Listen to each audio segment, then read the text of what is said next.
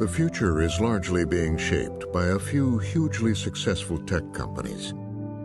They're constantly buying up successful smaller companies and recruiting talent. Between the US and China, they employ a great majority of the leading AI researchers and scientists. In the course of amassing such power, they've also become among the richest companies in the world. AI really is the ultimate tool of wealth creation. Think about the massive data that Facebook has on user preferences and how it can very smartly target an ad that you might buy something and get a much bigger cut that a smaller company couldn't do. Same with Google, same with Amazon. So AI is a set of tools that helps you maximize an objective function. And that objective function initially will simply be make more money. And it is how these companies make that money and how their algorithms reach deeper and deeper into our work, our daily lives, and our democracy that makes many people increasingly uncomfortable. Pedro Domingos wrote the book, The Master Algorithm. Everywhere you go, you generate a cloud of data. You're trailing data. Everything that you do is producing data. And then there are computers looking at that data that are learning, and these computers are essentially trying to serve you better. They're trying to personalize things to you. They're trying to adapt the world to you. So on the one hand, this is great because the world will get adapted to you without you even having to explicitly adapt it. There's also a danger because the entities and the companies that are in control of those algorithms don't necessarily have the same goals as you. And this is where I think people need to be aware of what's going on so they can have more control over it. You know, we came into this new world thinking that we were users of social media. It didn't occur to us that social media was actually using us. We thought that we were searching Google. We had no idea that Google was searching us. Shoshana Zuboff is a Harvard Business School professor emerita. In 1988, she wrote a definitive book called In the Age of the Smart Machine. For the last 7 years, she has worked on a new book, making the case that we have now entered a new phase of the economy, which she calls surveillance capitalism. So famously, industrial capitalism claimed nature, innocent rivers and meadows and forests and so forth, for the market dynamic to be reborn as real estate, as land that could be sold and purchased.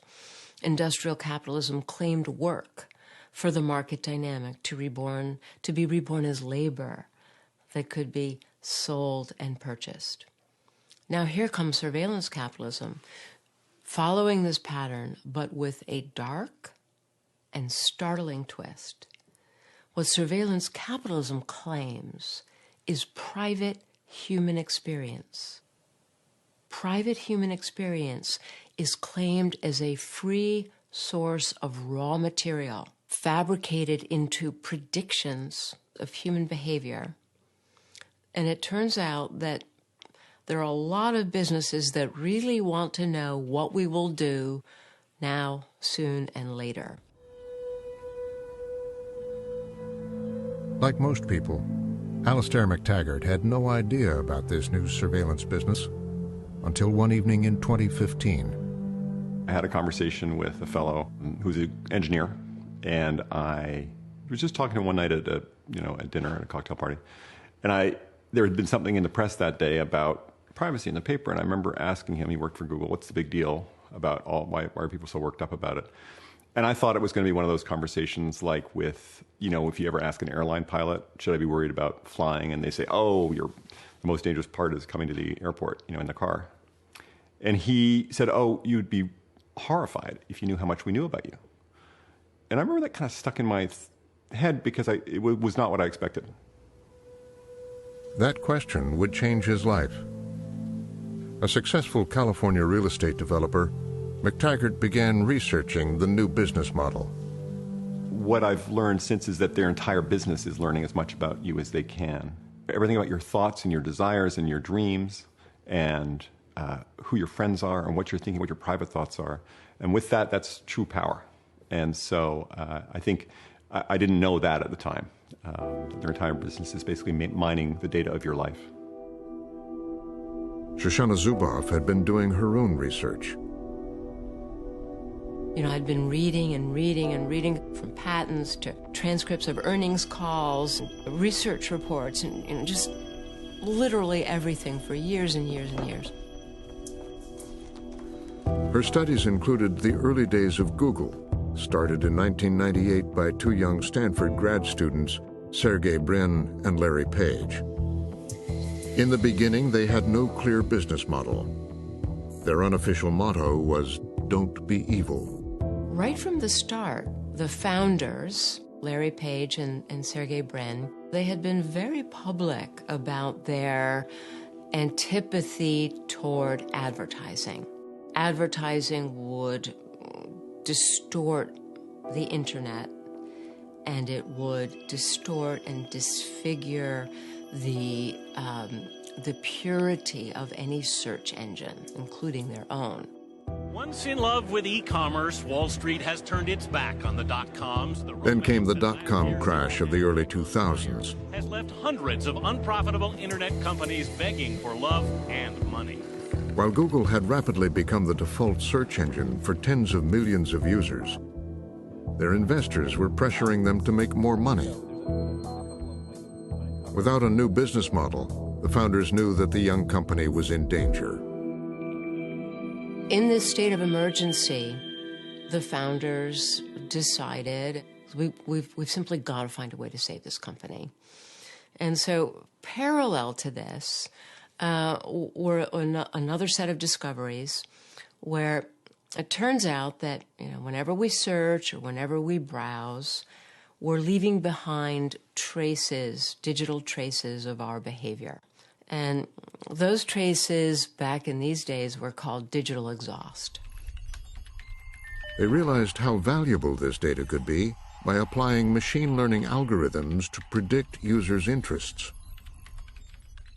What happened was they decided to turn to those data logs in a systematic way and to begin to use these surplus data as a way to come up with fine-grained predictions of what a user would click on, what kind of ad a user would click on. And inside Google, they started seeing these revenues pile up at a startling rate. They realized that they had to keep it secret. They didn't want anyone to know how much money they were making or how they were making it, because users had no idea that these extra behavioral data that told so much about them, you know, was just out there, and now it was being used to predict their future. When Google's IPO took place just a few years later, the company had a market capitalization of around $23 billion. Google's stock was now as valuable as General Motors.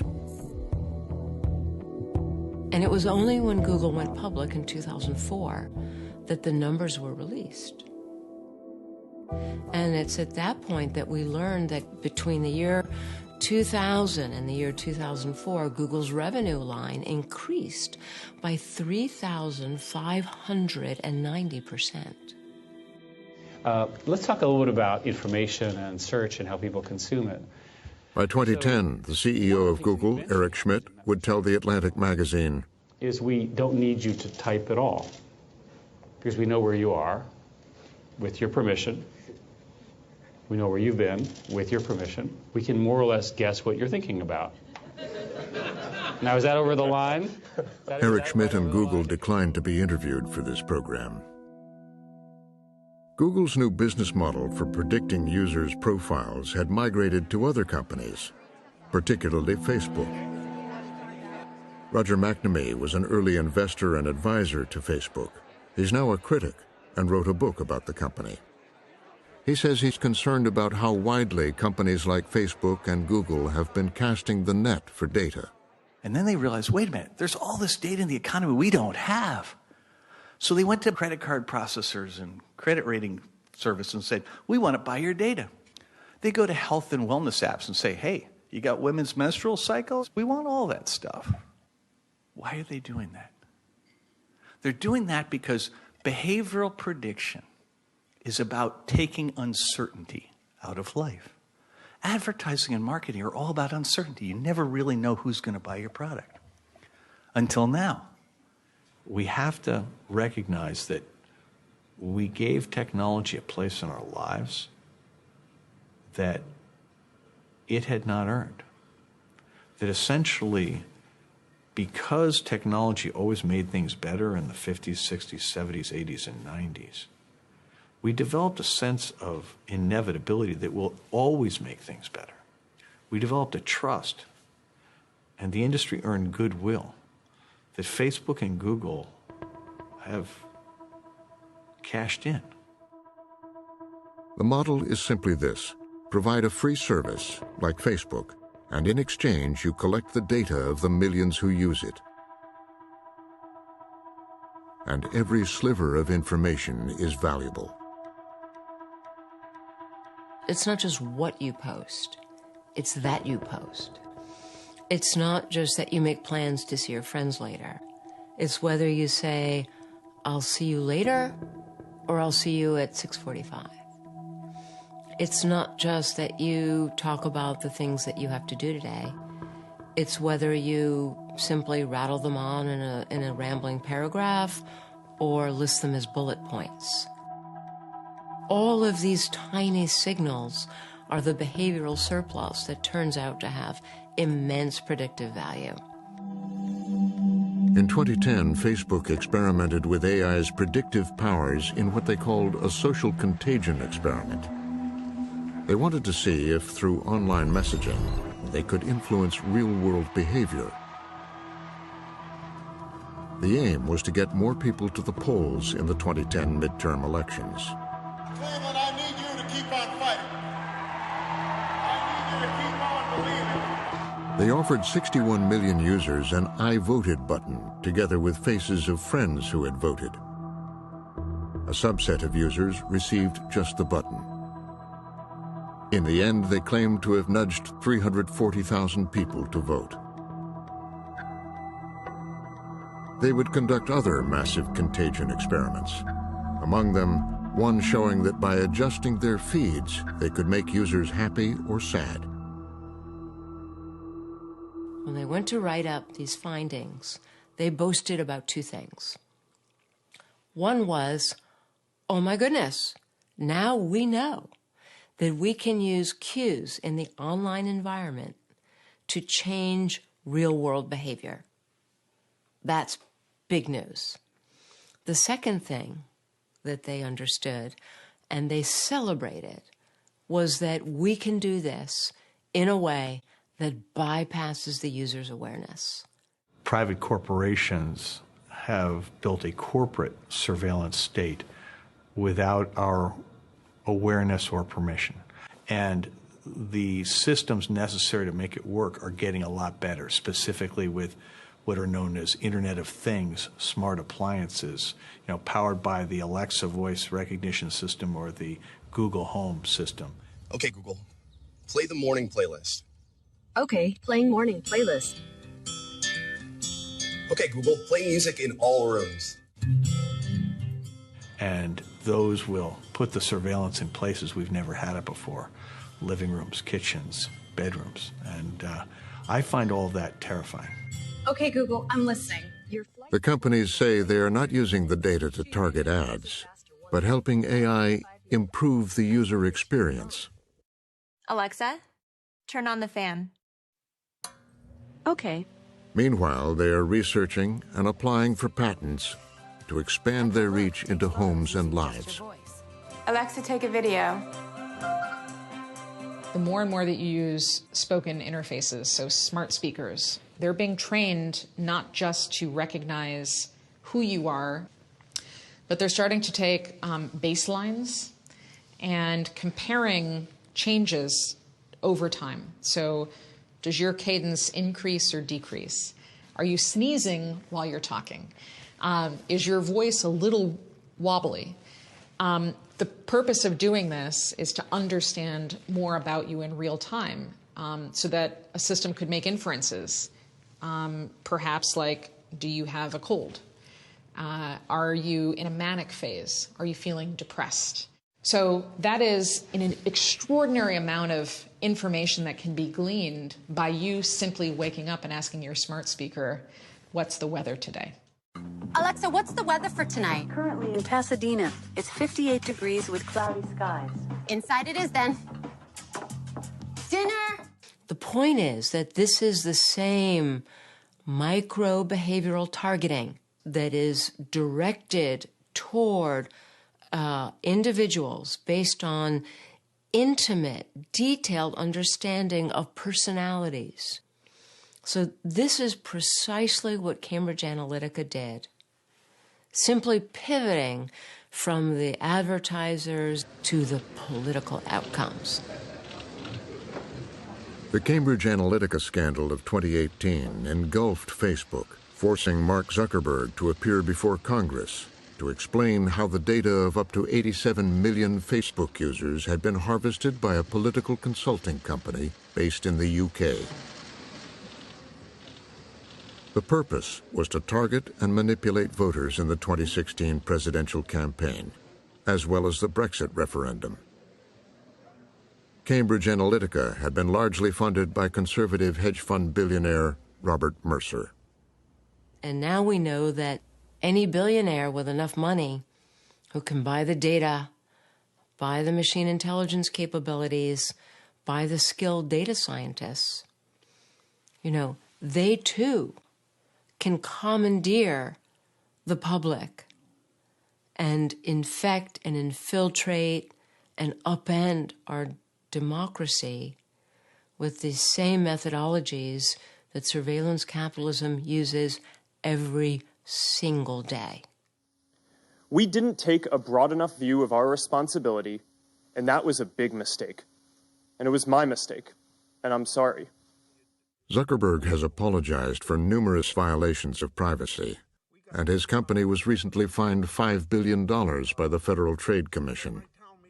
He has said Facebook will now make data protection a priority, and the company has suspended tens of thousands of third-party apps from its platform as a result of an internal investigation. I wish I could say that after Cambridge Analytica, we've learned our lesson and that everything will be much better after that, but I'm afraid the opposite is true. In some ways, Cambridge Analytica was using tools that were 10 years old. It was really, in some ways, old-school first-wave data science. What we're looking at now with current tools in machine learning is the ability for manipulation, both in terms of elections and opinions, but more broadly, just how information travels. That is a much bigger problem and certainly much more serious than what we face with Cambridge Analytica. AI pioneer Yoshua Bengio also has concerns about how his algorithms are being used. So the AIs are tools, and they will serve the people who control those tools. If those people's interests go against the values of democracy, then democracy is in danger. So I believe that scientists who contribute to science, when that science can or will have an impact on society, those scientists have a responsibility. It's a little bit like the physicists of around the Second World War who rose up to tell the governments, wait, nuclear power can be dangerous and nuclear war can be really, really destructive. And today, the equivalent of the physicists of the 40s and 50s and 60s are the computer scientists who are doing machine learning and AI. One person who wanted to do something about the dangers was not a computer scientist, but an ordinary citizen. Alistair McTaggart was alarmed. Voting is, for me, the most alarming one. If less than 100,000 votes separated the last two candidates in the last presidential election in 3 states, this is not... He began a solitary campaign. This is not a very difficult problem. They're talking about convincing a relatively tiny fraction of the voters in a handful of states to either come out and vote or stay home. And remember, these companies know everybody intimately. They know who's a racist, who's a misogynist, who's a homophobe, who's a conspiracy theorist. They know the lazy people and the gullible people. They have access to the greatest trove of personal information that's ever been assembled. They have the world's best data scientists. And they have essentially a frictionless way of communicating with you. This is power. McTaggart started a signature drive for a California ballot initiative for a law to give consumers control of their digital data. In all, he would spend $4 million of his own money in an effort to rein in the Goliaths of Silicon Valley. Google, Facebook, AT&T, and Comcast all opposed his initiative. I'll tell you I was scared. Fear of looking like a world-class idiot. The market cap of all the firms arrayed against me was over $6 trillion. He needed 500,000 signatures to get his initiative on the ballot. He got well over 600,000. Polls showed 80% approval for a privacy law. That made the politicians in Sacramento pay attention. So McTaggart decided that because he was holding a strong hand, it was worth negotiating with them.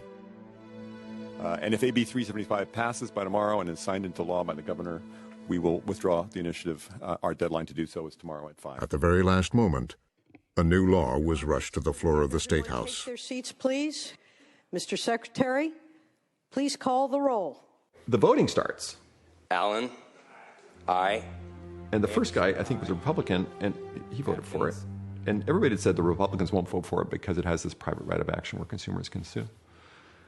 And the guy in the Senate, he calls the name. Aye Roth, aye Skinner, aye Stern, aye Stone. You can see down below, and everyone went green, and then it passed unanimously. Ayes 36, no 0. The measure passes. Immediate transmittal to the Assembly. So I was blown away. It was a day I will never forget.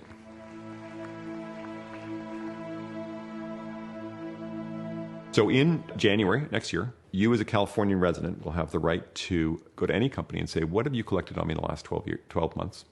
What of my personal information do you have? So that's the first right. It's the right of, we call that the right to know. The second is the right to say no. And that's the right to go to any company and click a button on any page where they're collecting your information and say, do not sell my information. More importantly, we require that they honor what's called a third-party opt-out. You will click once in your browser, don't sell my information, and it will then send the signal to every single website that you visit, don't sell this person's information. And that's going to have a huge impact on the spread of your information across the internet. The tech companies had been publicly cautious, but privately alarmed about regulation. Then one tech giant came on board in support of McTaggart's efforts. I find the reaction among other tech companies to, at this point, be pretty much all over the place. Some people are saying, you're right to raise this, these are good ideas. Some people say, we're not sure these are good ideas, but you're right to raise it. And some people are saying, we don't want regulation. And so, we have conversations with people where we point out that the auto industry is better because there are safety standards. Pharmaceuticals, even food products, all of these industries are better because the public has confidence in the products, in part because of a mixture of responsible companies and responsible regulation. But the lobbyists for big tech have been working the corridors in Washington. They're looking for a more lenient national privacy standard, one that could perhaps override the California law and others like it. But while hearings are held and antitrust legislation threatened, the problem is that AI has already spread so far into our lives and work. Well, it's in healthcare, it's in education, it's in criminal justice, it's in the experience of shopping as you walk down the street. It has pervaded so many elements of everyday life, and in a way that in many cases is completely opaque to people. While we can see a phone and look at it and we know that there's some AI technology behind it, many of us don't know that when we go for a job interview and we sit down and we have a conversation that we're being filmed and that our micro expressions are being analysed by hiring companies, or that if you're in the criminal justice system, that there are risk assessment algorithms that are deciding your risk number, which could determine whether or not you receive bail or not. These are systems which in many cases are hidden in the back end of our sort of social institutions. And so one of the big challenges we have is how do we make that more apparent? How do we make it transparent? And how do we make it accountable? For a very long time, we have felt like, as humans, as Americans, we have full agency in determining our own futures. What we read, what we see, we're in charge. What Cambridge Analytica taught us, and what Facebook continues to teach us, is that we don't have agency. We're not in charge. This is machines that are automating some of our skills, but have made decisions about who we are. And they're using that information to tell others the story of us.